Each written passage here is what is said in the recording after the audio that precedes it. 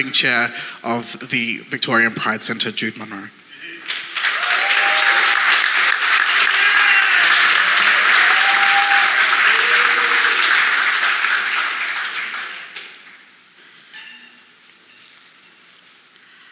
I would like to thank Dr. Carolyn Briggs for her welcome to Boonwurrung country, but also to say, Auntie Carolyn, how I've responded so much to your overall positivity and welcome to us here in Boonwurrung country, to the Victorian Pride Centre. Thank you so much.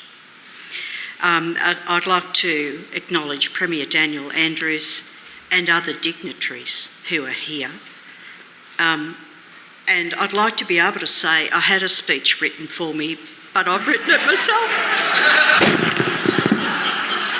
And you're all going to have to listen to it.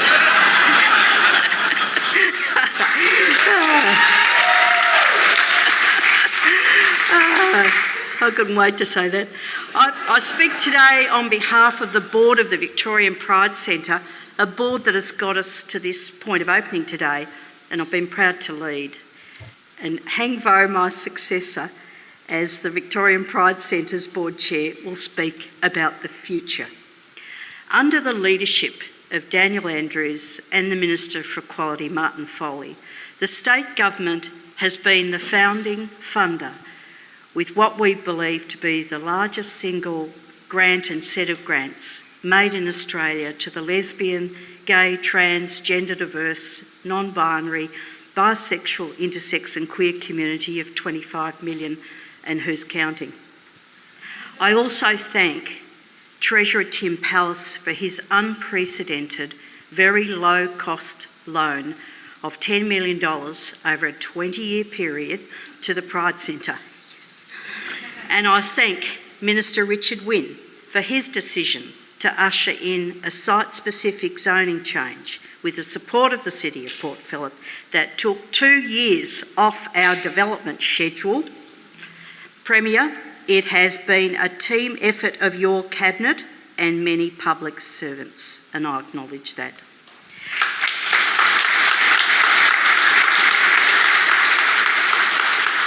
This site we're on today was purchased and donated by the City of Port Phillip in 2017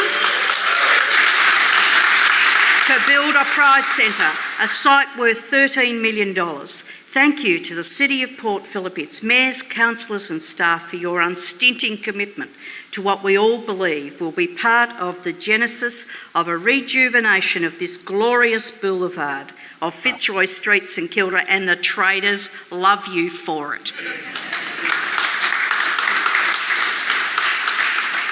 And we do too.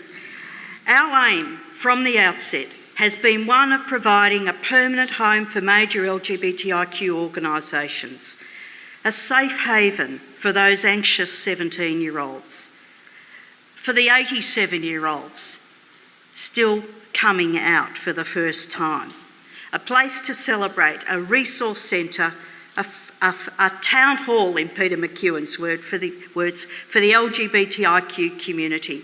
And we know only together will we make it a home. Together, today we celebrate the completion of this building. And tonight we'll let our hair down and we'll thank the 160 individual people and organisations and countless others who helped make it all come together. We've created, I believe, a marvellous team, a team linked by vision and a team linked by commitment. I would like today to honour Commissioner Roe Allen for their vision and unwavering support and guidance of the Victorian Pride Centre and us as a board. I would also like to thank our major sponsors and supporters, naming in particular our legal firm Hall & Wilcox and their senior partner James Morvell for his support, and Michael Langtree and Terence Broad as our major LGBTIQ philanthropists. And why I name them is they all came in early when the Pride Centre was just a concept.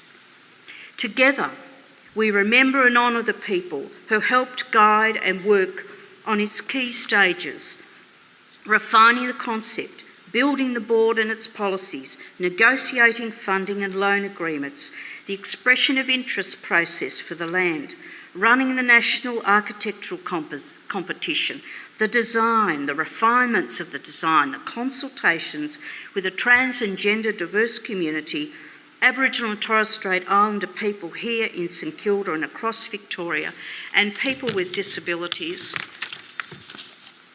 The fundraising, communicating with the community, building up our employees from none to a half-time person to now with our CEO Justine Della Riva and her team, broadening the governance of the Pride Centre through our increasing the number of members, creating the community reference group, recruiting our ambassadors and our organisational patron, Honourable Michael Kirby QCAC, tendering for a builder, which was won by Hanson Yuncken, lease negotiations, the value management exercises, the creation of the Pride Fund as a fundraising entity, and so much more.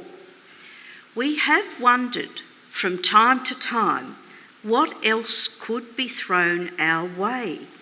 Delays in announcements, loan agreements, failed negotiations, occasional broken promise, a bit of soil contamination, a bit of hard rock, and then, of course, to top it off, COVID-19 pandemic.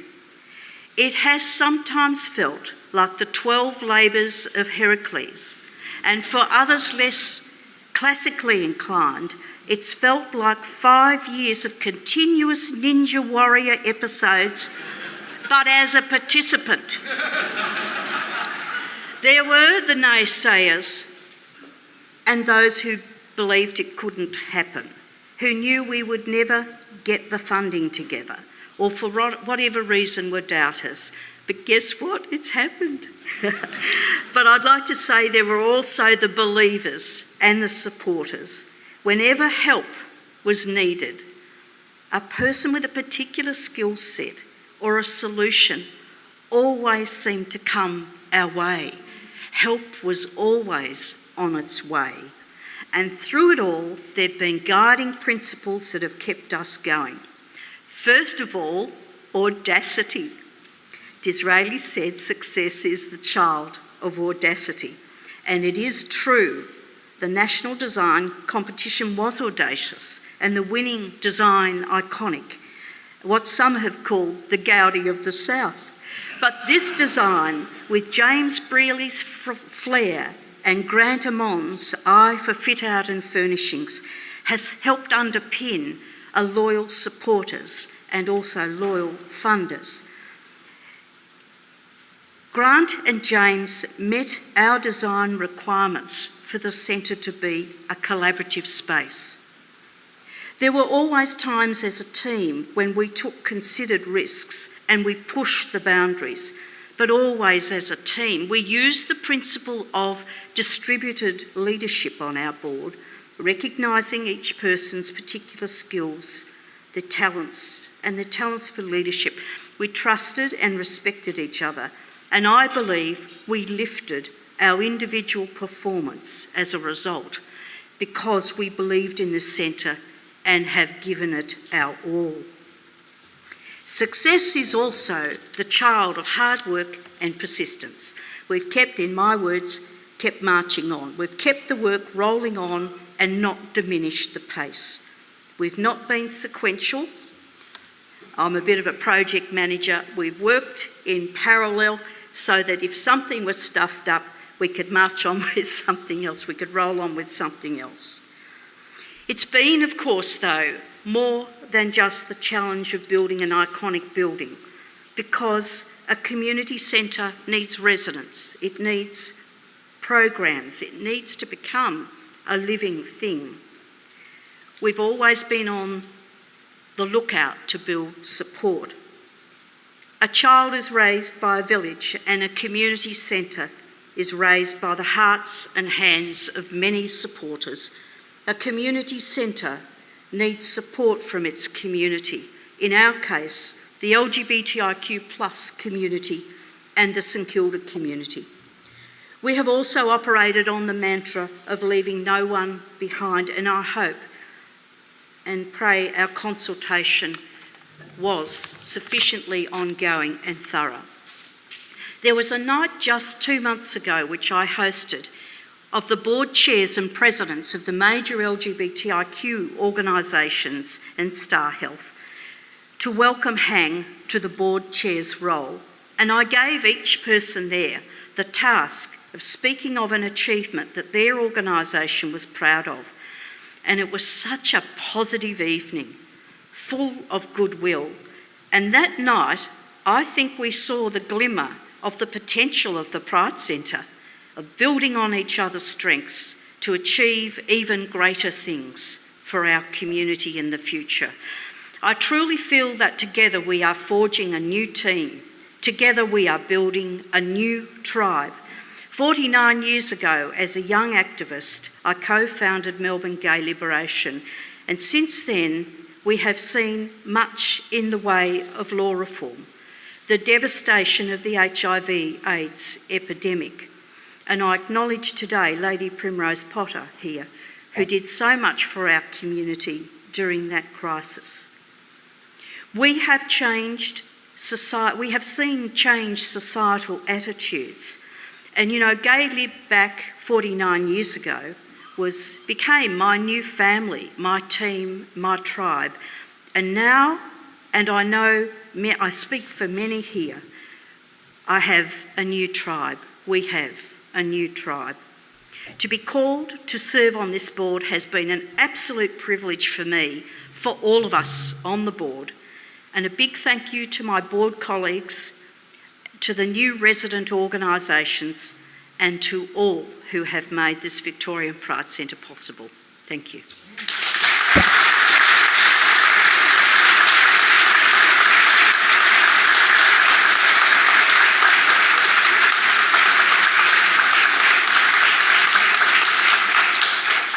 Thank you, Jude. We'll now hear from the chair of the Victorian Pride Centre, Hang Bo.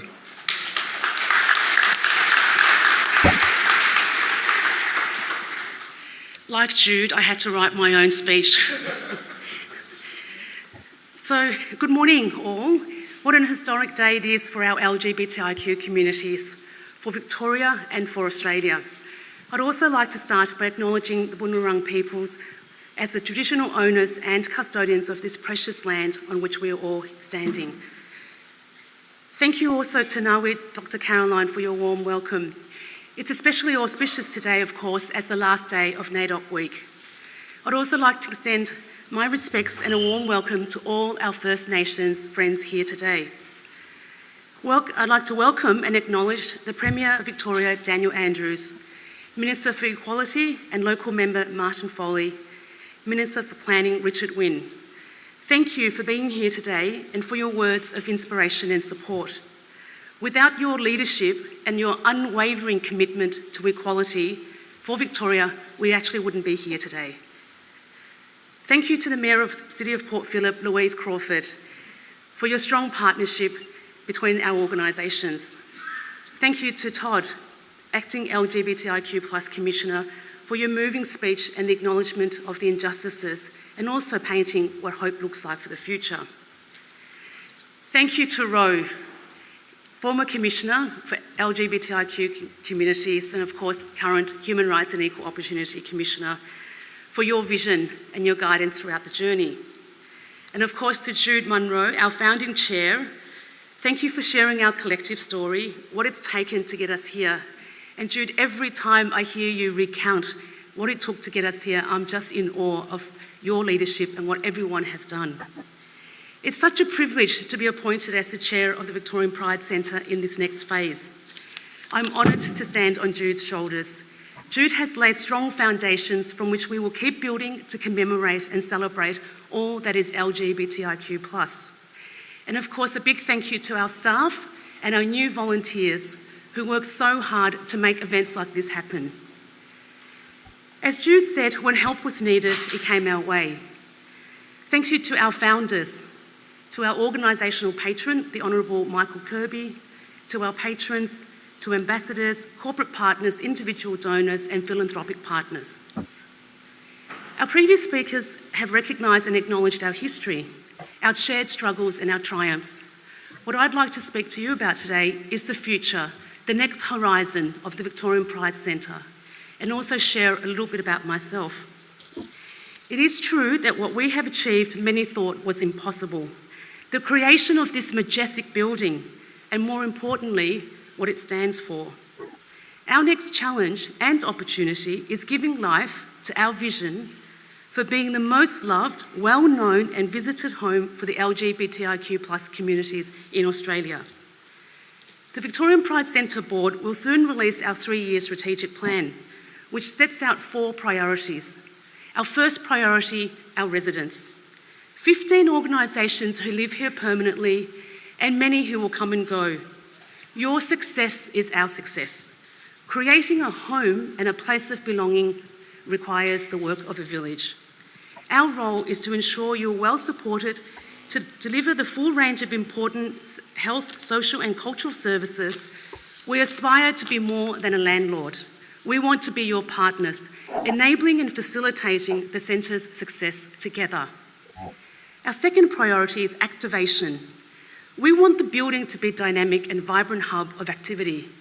One of the architectural principles of the building is to create a place for connection, a place for celebration, the joining of people and conversations. Activation means ensuring the centre is used from morning to night, all year round. The theatrette, for example, may be a place for meditation in the morning and perhaps cabaret at night. The one thing that our community does very well is to party, and to party hard. So we are so spoilt for the best choices of queer performance and artists right here in Victoria. We want to activate the LGBTIQ, we want to activate our community in all its glory. Our third priority is amplification. We will walk alongside LGBTIQ organisations to amplify the voices of our community. While we have achieved much, there are still systemic discrimination and inequities that exist for our community. We want to deepen our relationship with First Nations queer organisations. We're so proud that the Koori Pride Network has chosen the Victorian Pride Centre to be its home. We want to work and walk alongside marginalised members of our community to ensure their voice is heard and their stories told. And finally, of course, as a board, our priority is sustainability. The centre is a community asset. It belongs to all of us. We want to ensure a sustainable centre for many decades ahead. Good governance and financial stewardship are the hallmarks of a successful organisation. In particular, as a non-profit organisation, we must balance the needs of the community and commercial viability. We will continue to drive efficiencies as well as fundraise and diversify our income streams. We know that without margin, there is no mission. Without profit, there is no purpose. The Victorian Pride Centre is a place of belonging, support and pride for the state's diverse LGBTIQ community. And when the borders reopen, we can't wait to welcome our friends, allies, loved ones from interstate across the region and around the world. We want our centre to be a beacon of light, of love, of hope, shining so bright that it reaches all who need it and can feel it. What you've just heard is the voice of Hang Vo, Chair of the Victorian Pride Centre. What I'd like to share now is the voice of Hang Vo, a woman of colour, a lesbian, a refugee, a partner, a daughter, a sister, an auntie, a friend. My role as chair is personal. I was 7 years old when my family arrived in Melbourne as part of the first wave of Vietnamese refugee boat people in 1978. Growing up in the 1980s, every summer before we went back to school, my siblings and I would spend hours making up elaborate stories about the Christmas presents that we got or the camping trips that we did as a family. The truth is, we are Buddhist and we don't celebrate Christmas. Mum and Dad worked 7 days a week to make ends meet. The 3 oldest children, including myself, did the same. We worked to help Mum and Dad pay for school books and school uniform. We made these stories because we wanted to fit in. We practiced English so we wouldn't have an accent. We did this because we wanted to be like the Reynolds across the road.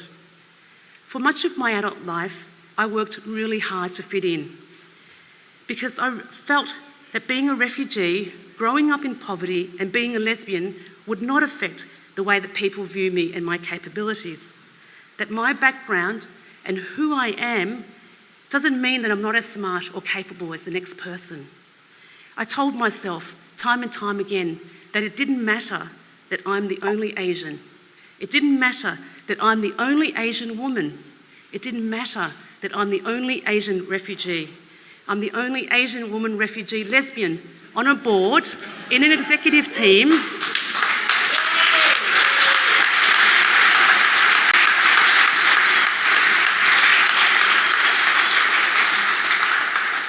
It didn't matter that I was all of this, because I believe that my socioeconomic and refugee background, that my gender and my sexuality are deficits that I have to overcome.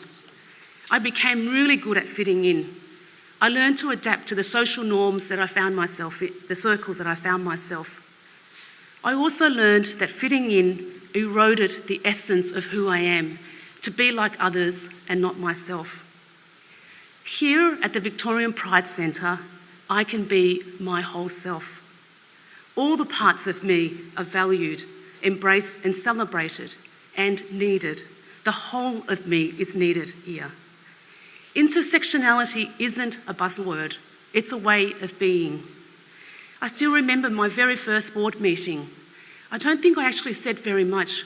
I was so overcome with emotion. I remember hearing his husband, her wife, their child. These phrases were the norm. For the first time, I'm not a minority. I felt like I'd finally come home. As chair of the Victorian Pride Centre, my vision is for everyone in the LGBTIQ+ community to feel like they have come home just as I have. This is just not my story, this is our story. Thank you.